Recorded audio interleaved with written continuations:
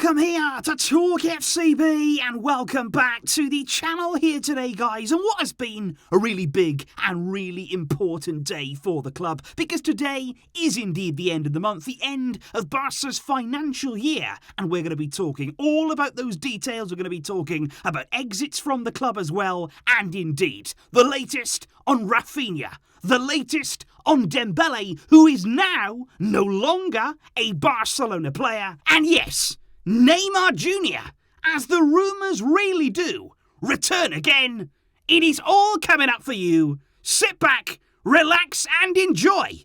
And let's do this. Because if we do kick off, first of all, with those all-important financial results and indeed the activation of our first economic lever today. Because let's not forget, guys, these financial results, they'll shape our whole summer. This is absolutely crucial here for giving us the best possible chance to sign players this summer and to do so with the least amount of restrictions in La Liga. Because as you can see right here, Barca, like I say, today have activated their first economic lever. It was for 10% of our TV rights there for the next 25 years. Don't forget as well, we do have a buyback option on that deal though, if we did want to cut that short, and that has been done there with 6th Street for €207.5 million. So that there has gone into the end of the year, into the account at the club, which means that Barca have now ended the 2021 to 2022 financial year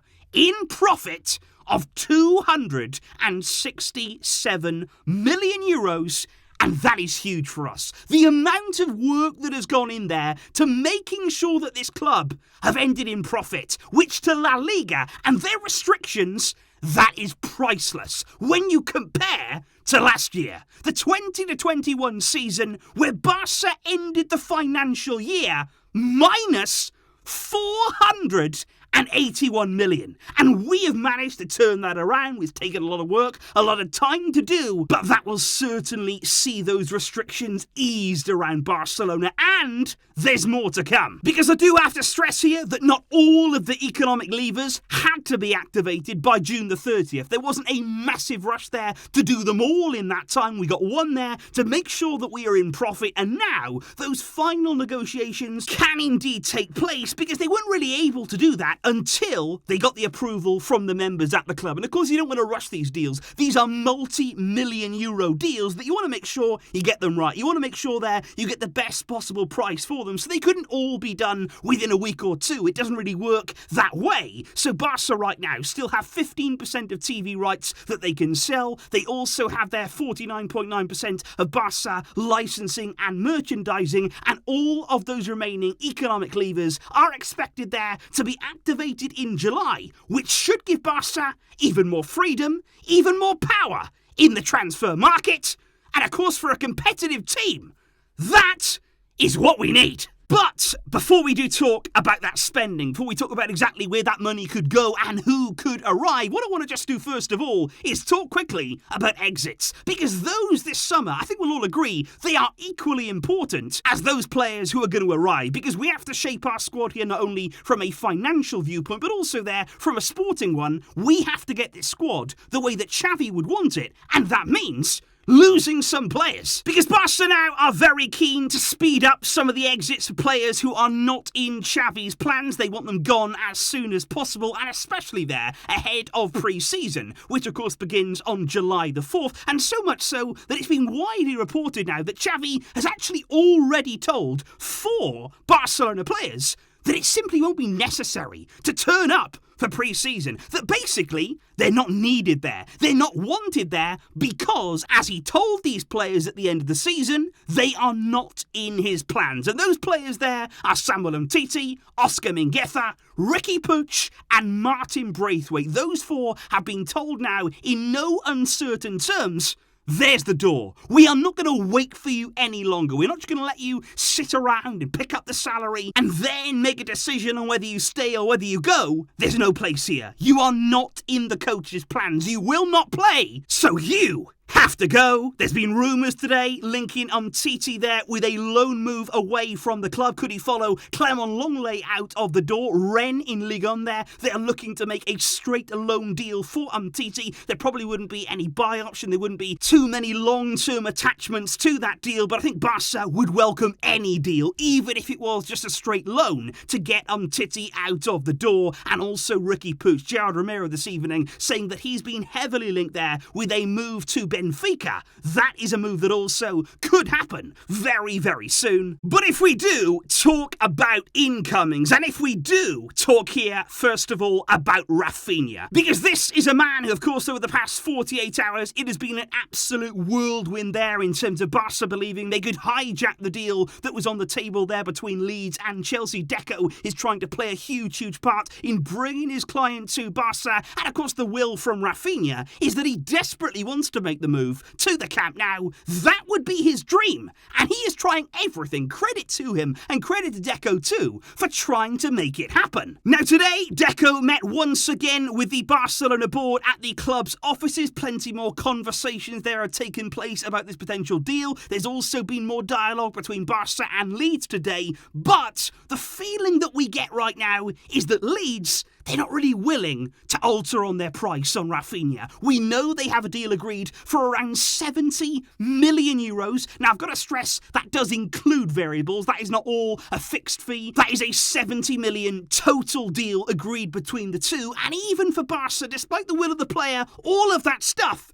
they don't want to come down. And it feels like at this moment, Leeds are basically saying to Barcelona, okay, you can be in this race. You can sign Raphinha, but to do that, you've got to match Chelsea's bid. We don't want you to go beyond it, but we expect you to present the same deal, the same structuring of the deal, or else you are not in this race. And I just feel like right now, guys, to pay 60, 70 million euros there for Raphinha, I still don't see us doing it, and I still don't really see how we could do that deal. The only way that really I've considered this is that if it was a very, very favourable deal to us. By that I mean that a lot of that may be made up in variables, a lot of performance-based variables there that may or may not come into effect. I've also thought about the fact that maybe Barca will offer a deal there in instalments. Remember, right now, we're only paying 12 million per year for Ferran Torres, so we won't actually pay off that full fee now till quite a few years down the line. And maybe there, if you could structure a similar sort of deal for Raphinha with Leeds, that could happen in that way.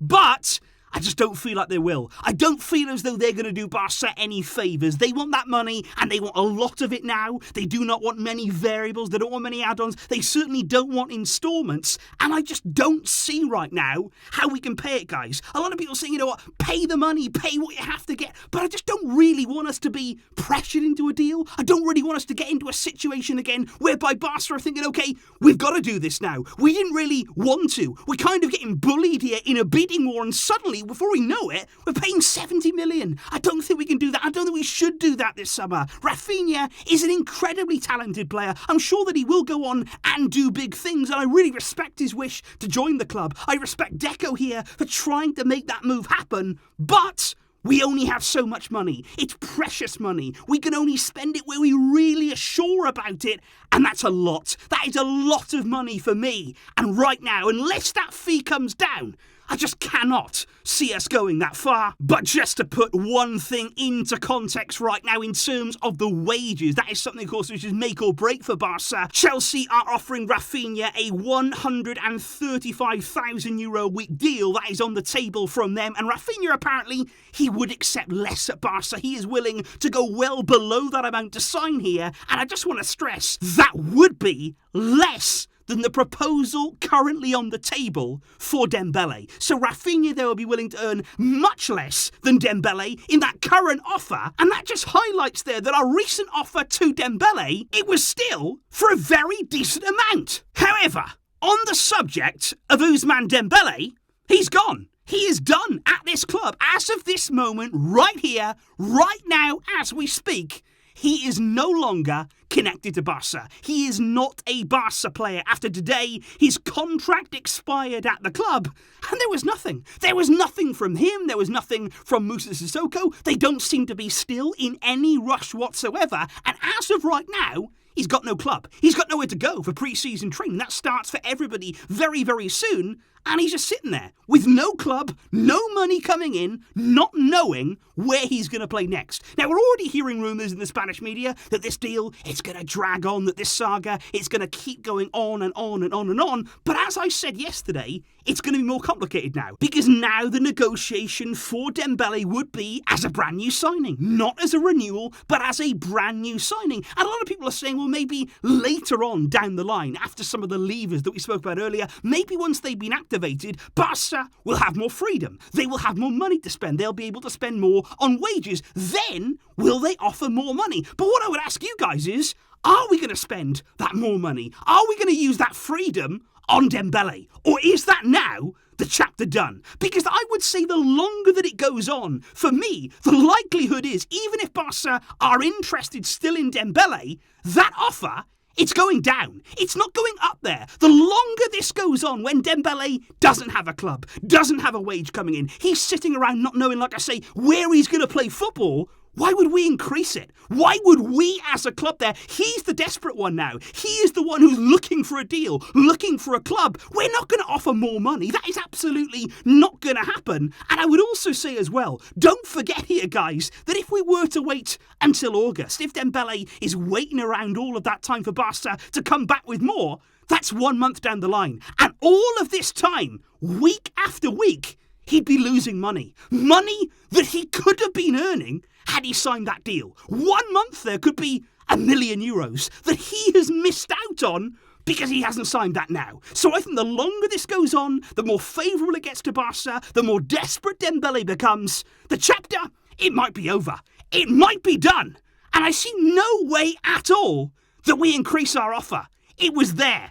Twice now, we've made a renewal in December, we made a renewal a few days ago, it was there on the table to be signed, and both times, Dembele and Moussa Sissoko ignored this club. And indeed, guys, speaking about wingers, speaking there about players who certainly divide opinion, let's move on and let's just discuss the latest rumours surrounding Neymar Jr. Because indeed, to absolutely nobody's surprise, last night, TV3, pretty reliable source in Barcelona, local source there in the city, they came out and said Neymar is desperate to return to Barca. They said he is crazy about the possibility of making it happen finally this summer, and they say more still. Xavi has never hid his admiration for Neymar. He likes him as a player, he knows what he can bring, and there is a possibility that Xavi could look to bring him back. Now, of course, this is a rumour that we've heard many times, countless times over the years. This is a very, very familiar situation for us Barcelona fans, but what I would say about this time is PSG, apparently, they want him gone. They actually want to get rid of Neymar this summer. Because usually in previous summers, when we've been hearing these rumours about Neymar wanting to come back, I don't doubt that he has done. But PSG have always stood firmly in his way. They've wanted to keep him. And when they want to keep a player, they keep the player. We all know that very, very well. But this summer,